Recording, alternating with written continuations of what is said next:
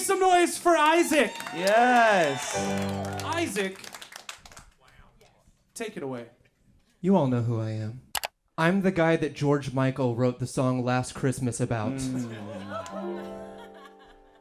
Every single lyric of Last Christmas by Wham proves that George Michael is the problem and not me. So I'm suing for defamation of character. This is an official lawsuit. The plaintiff is myself, Isaac. Now, if you don't know who George Michael is, let me clear it up. It's not this George Michael. It is not when George Gervin and Michael Jordan played one season together on the Chicago Bulls. Literally didn't know that happened. It's not. I'm a big basketball. I was going to say, most basketball fans forget that, and most of you don't care. It's not the logical sum of these two things.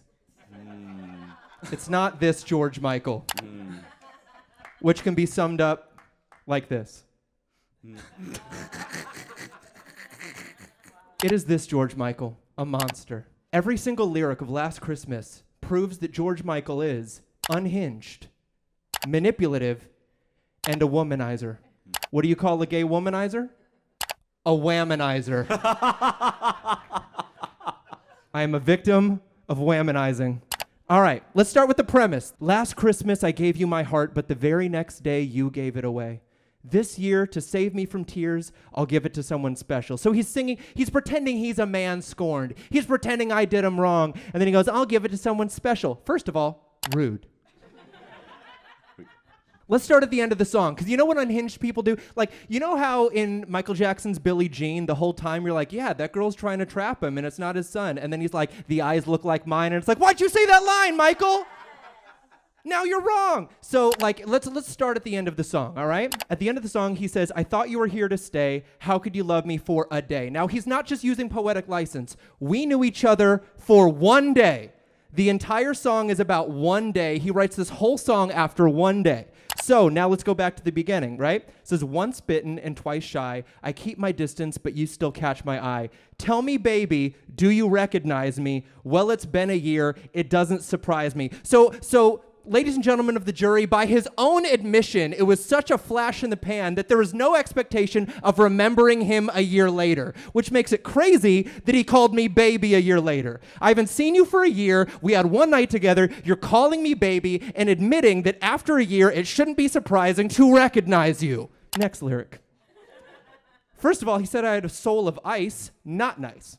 And then he said, my God, I thought you were someone to rely on. Me? I guess I was a shoulder to cry on. Oh, you're such a victim. You're such a victim that you were there for me one night. Yes, I did need a shoulder to cry on that night. You know why?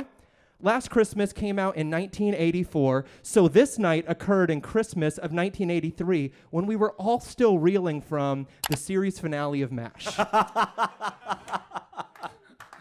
We were also reeling from the U.S. invasion of Grenada.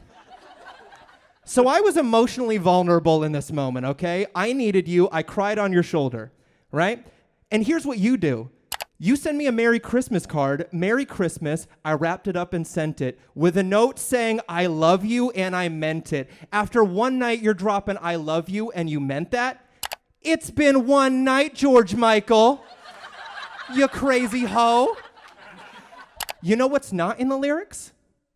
Me saying I love you. Me making any promises. Your take on the U.S. invasion of Grenada. Anything that I did that night besides open up to you.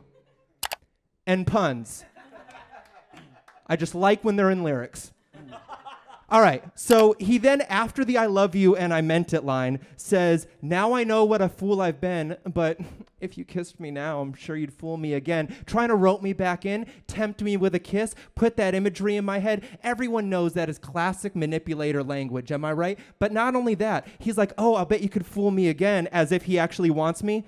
40 seconds later, he brings that line back with, now I've found a real love, you'll never fool me again. At this party? In 40 seconds, you found a real love at this party? This whole thing is about seeing me at a Christmas party and feeling scorned, but now you found a real love. You're a liar. This is a new victim, isn't it, Michael?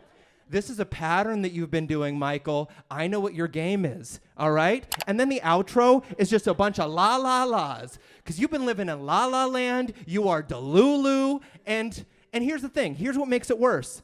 After the song's release, you sent me this. You became obsessed with me. You didn't let me go. You told me that the song is about me. And then this is when you showed up at my house trying to get my attention, right? Just showing up uninvited. I said no there. A week later, you caught me around the corner. And then, since you couldn't get in with me personally, you became friends with my mom, showed up at her birthday party. That's pretty creepy behavior, right? No one invited you. After that, this is when you offered me money to give you a second chance. You want to know how much money he offered me? $4,000. This is when George Michael Nickelodeon slimed me. He caught me around the corner, Nickelodeon slimed me. Believe it or not, this actually isn't George Michael. This is 3 children in a trench coat going into an R-rated movie. They're just wearing a George Michael mask, and I thought that was interesting. And then this was the last picture he sent me. It's a real picture of George Michael that canonically he sent to me. I used to love Christmas, and now the song has taken new life. Since the Wham version, there's now a movie, a whole rom-com that's come out called Last Christmas, full of his music, so I can't escape him. And worse, it was made famous again when it was sung by Taylor Swift on her Christmas album. I'm sure there are people in here that thought this was originally a Taylor Swift song. So in summary, this song confesses to his obsession, proves love bombing, proves no expectation of me to remember him, proves his pattern of delusion and speed-running relationships, suggests narcissism by playing the victim and monetizing the situation, ruins my favorite holiday, and worse, weaponizes the Swifties. So if he were here, in fairness, he'd have to cover a Taylor song so that he could sing, "It's me, hi, I'm the problem, it's me." I rest my case, ladies and Some gentlemen. noise for Isaac. A lot of George Michael Googling. A lot of, and I like that. I like that. That's That definitely crazy. wasn't a screenshot of the 4K re-upload of the video. That was how much money he gave you. Was $4,000. Yeah. Insane browser history, bro. I forgot to do it incognito too, so I'm gonna have a weird algorithm the next 3 weeks. Okay. I will say, to be honest, your mom looked like she was having a blast in that She photo. did. You got to be honest. She Yeah. looked like she was enjoying Circumstantial, herself. So let's give it a shot, shall we?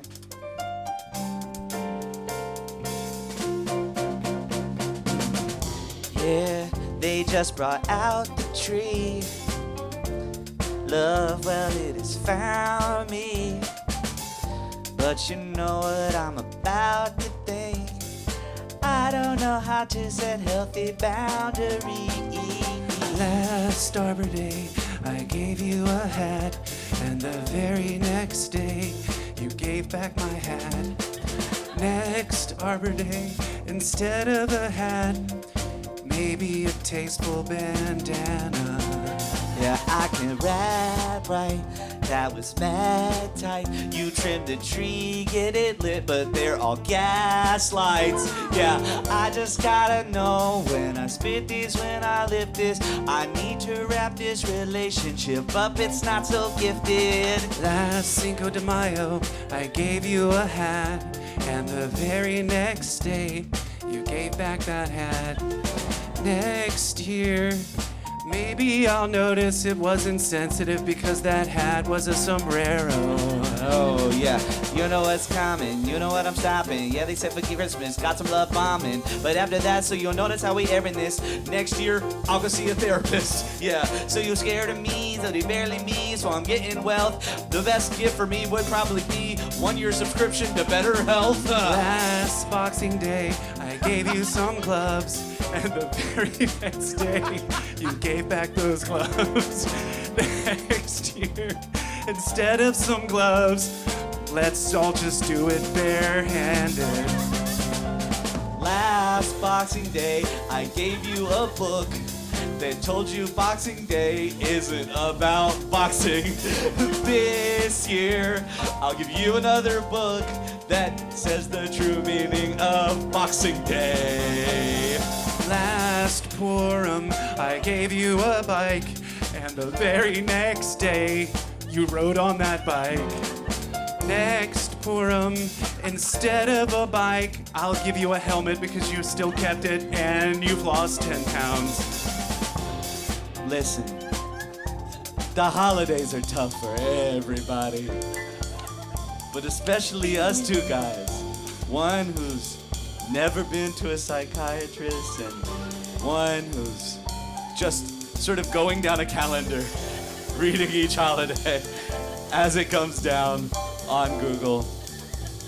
But to this Christmas, I think we've got to give our hearts to someone special.